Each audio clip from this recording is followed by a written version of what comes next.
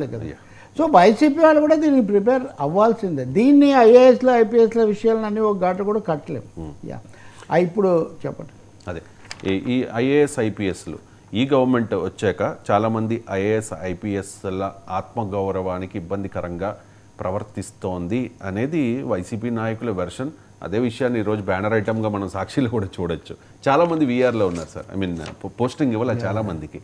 So అంటే red బుక్లో politicians మాత్రమే కాదు, అప్పుడు జగన్మోహన్ రెడ్డి అక్రమాలకు అవినీతికి వంత పాడిన అధికారులను కూడా మేము ఖచ్చితంగా శిక్షిస్తామని చెప్పి నారా లోకేష్ చెప్పారు. కాబట్టి ఆ రెడ్ బుక్ ఆచరణలో భాగంగానే ఈ ఐఏఎస్ల ఐపీఎస్లకు ఇప్పుడు ఇబ్బందులు రాజకీయ నాయకుల మీద ప్రభుత్వాల్లో ఉన్న వాళ్ళ మీద తీసుకునే చర్యలు వీటిని మనం కొంచెం వేరుగా చూడాల్సి వస్తుంది. ఇప్పుడు ఎవరున్నా ఇప్పుడు తెలుగుదేశం రాగానే వాళ్ళకి అనుకూలమైన వాళ్ళని పెట్టుకుంటారు. వాళ్ళు వీళ్ళు చెప్పిందే చేస్తారు కదా. అంతకుముందు చెప్పింది మా జగన్ వద్దన్నాడు అండి అని చంద్రబాబుకి చెప్పరు కదా.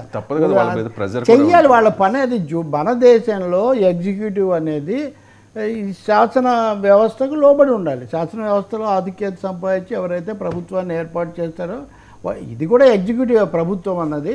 సో అధికార యంత్రాంగము రాజకీయ నిర్ణయాలకు లోబడి ఉంటారు. పాలనా నిర్ణయాలకు వాళ్ళకి సొంత నిర్ణయాధికారం లేదు. మహా అయితే ఇది సరికాదనుకుంటాను నోట్ రాయొచ్చు. ది మోస్ట్ వాళ్ళు నోట్ రాయొచ్చు. రాసాకుండా నేను చూశానులే మీరు చేసేయండి అంటే వాళ్ళు చేయాల్సిందే. కాబట్టి ఇప్పుడు వంత పాడటము అనుసరించడం ఇవి రెండు కొంచెం వేరైనవి. వీళ్ళ మీద కక్ష సాధించడానికి వంత పాడిన వాళ్ళు, తెలుగుదేశం వ్యతిరేకంగా రాజకీయంగా పనిచేసిన వాళ్ళు అన్నది వేరు, చిన్న ఇంటర్నల్ టీమ్గా. ఇక్కడ సమస్య ఎక్కడ వస్తుందంటే వాళ్ళు ఉన్నప్పుడు వీళ్ళని అరెస్ట్ చేశారు, వీళ్ళు ఉన్నప్పుడు వాళ్ళని చేశారు. ఈ పని అధికార యంత్రాంగమే చేస్తుంటుంది. వాళ్ళలో అత్యుత్సాహము, రాజభక్తి, రాజును మించిన రాజభక్తి చూపించిన వాళ్ళ మీద కొంత ప్రత్యేకంగా పక్కన పెట్టచ్చు. ఉదాహరణకు ఏబి వెంకటేశ్వరరావు విషయంలో చివరి వరకు ఎంత జరిగింది ఇది నాటకీయంగా. కాబట్టి ఇక్కడ ఏం జరుగుతుంది. కానీ రెండో కోణం కూడా దీనికి ఉంది. ఆ రెండో కోణం ఏంటంటే రవిశంకర్, ఇవి అంతర్గతంగా జరగాల్సిన విషయాలు. ఇప్పుడు చంద్రబాబు నాయుడు ఈ దఫా, ఇంతకుముందు ఆయన చాలాసార్లు అయ్యారు కానీ ఎప్పుడు ఇలా జరగలేదు. ఎందుకు జరుగుతుంది ఇది అంటే అంతా బహిరంగ చర్చ అయిపోయింది.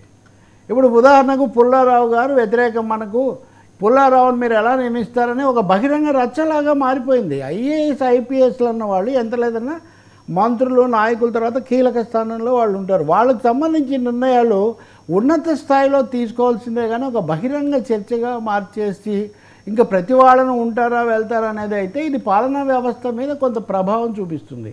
రెండవది, చంద్రబాబు నాయుడు, లోకేష్, పవన్ కళ్యాణ్ మళ్ళీ మేమే వస్తామని వాళ్ళు నమ్మొచ్చు, వాళ్ళు అనుకోవచ్చు, ఆశించవచ్చు కూడా. కానీ అధికారులు ఎలా నమ్ముతారు? ఏమో ఎవరు వస్తారో ఏదొచ్చినా మేమే కదా భరించాల్సిందే అన్నారు. అంటే గత ప్రభుత్వంలో పనిచేసిన వాళ్ళ పట్ల అనుసరించే వైఖరి అన్నది ఈ ప్రభుత్వంలో పనిచేసే వాళ్ళ మీద కూడా ప్రభావం చూపిస్తుంది. అంటే వీళ్ళు చెప్పింది ఎంతవరకు వినాలి, వినొద్దు, వింటే మళ్ళీ మేము రేపు ఇట్లాగే ఎదుర్కోవాల్సి వస్తుందేమో, లేదా వినకపోతే అలా అయిపోతామేమో అని ఒక అనిశ్చిత వాతావరణం అయితే సృష్టిస్తారు.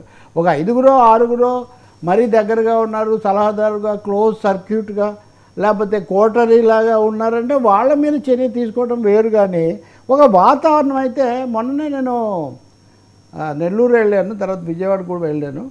ఒక కొంచెము అనిశ్చిత వాతావరణం అధికార యంత్రాంగంలో ఉంది. అది అయితే పాలనకు సంబంధించి కొంత ఆరోగ్యకరం కాదు. వాళ్ళకి భరోసా ఒకటి ఉండాలి. తప్పు చేసిన వాళ్ళ మీద చర్య తీసుకోవడానికి బహిరంగమైన రాజకీయ చర్చ అక్కర్లేదు. మొన్న ఒక ఐఏఎస్ ఆఫీసరు దాదాపు ఇంకా ఛార్జీ తీసుకోబోతుండగా ఆపేశారు. ఆ ఫిర్యాదు ఏంటంటే ఆమె మీద ఎవరో పోస్ట్ పెట్టారని, ఆ పోస్ట్ కాస్త వైరల్ అయిందని. అంటే ఇట్లా పోస్టులు ఇష్టం, రవిశంకర్ మీద నాకు ఇష్టం లేదు కాబట్టి నేను పోస్ట్ పెడితే వాళ్ళని ఆపితే అది ఏమవుతుంది అని.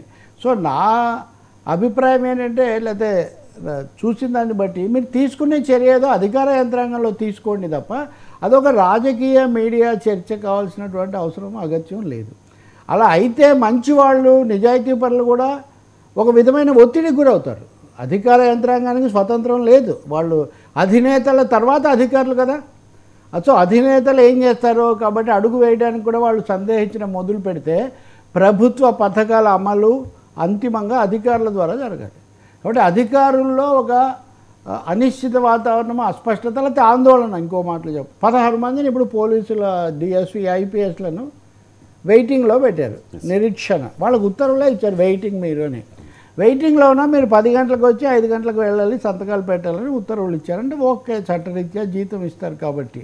కానీ దీని మీద ఇప్పుడు ఆర్ఎస్ ప్రవీణ్ కుమార్ ఒక ట్వీట్ పెట్టాడు. తెలంగాణలో ఇదివరకు అధికారిగా ఉండి రాజకీయాలు వచ్చిన నాయకుడు ఏమని, ఏం చేయాలి వాళ్ళు రోజంతా మీరు అక్కడ ఉండి వాళ్ళు ఏం చేయాలి, గ్యాసిప్ చేసుకోవాలి, ఇంకా మరిన్ని చేయాలి, అంతే కదా. ఒకవేళ వాళ్ళు ఇప్పటికీ వైసీపీ తరఫున పనిచేస్తుంటే you control them, you have గ్రిప్లో పెట్టుకొని మీరు కంట్రోల్ చేయండి, అంతేగాని దాన్ని ఒక బహిరంగ వివాదంగా చేస్తే కనుక దీనికి ఎండ్ ఎక్కడుంది? పైగా ఎవరి గురించి ఎవరి అంచనా ఏంటి, పలానా మల్లన్న నాయన ఎలా వ్యవహరించాడు, ఇది నమ్మొచ్చా లేదా అన్న దాని మీద అనేక మందికి అనేక అంచనాలు ఉంటాయి.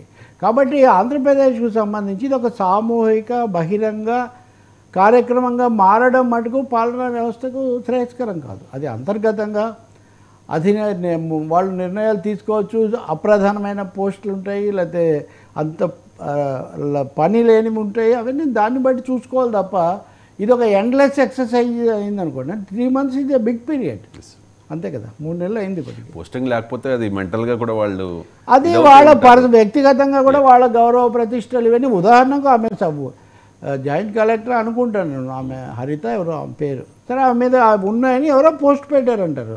మీరు నిర్ధారించుకొని దాని తర్వాత చేరిన తర్వాత కాకుండా మీరు చర్య తీసుకోవచ్చు కదా. కాబట్టి అనిశ్చిత అనేది ఎప్పుడు అధికార యంత్రాంగానికి మంచిది కాదు. ఇంకొక చివరి మాట ఏంటంటే, దీన్ని కారణంగా చూపించి అనేక విషయాలు పక్కన పెట్టేవాళ్ళు కూడా తయారవుతారు. ఇది ఏం చేస్తే ఏం తప్పో మాకెందుకు, మేము కూడా తేల్చుకోలేకపోతున్నాం ఇలా చెప్తారు. చంద్రబాబుకు బాగా అనుభవం ఉంది కాబట్టి ఆయన వీటిని చాలా జాగ్రత్తగా చాకచక్యంగా డీల్ చేయడం చాలా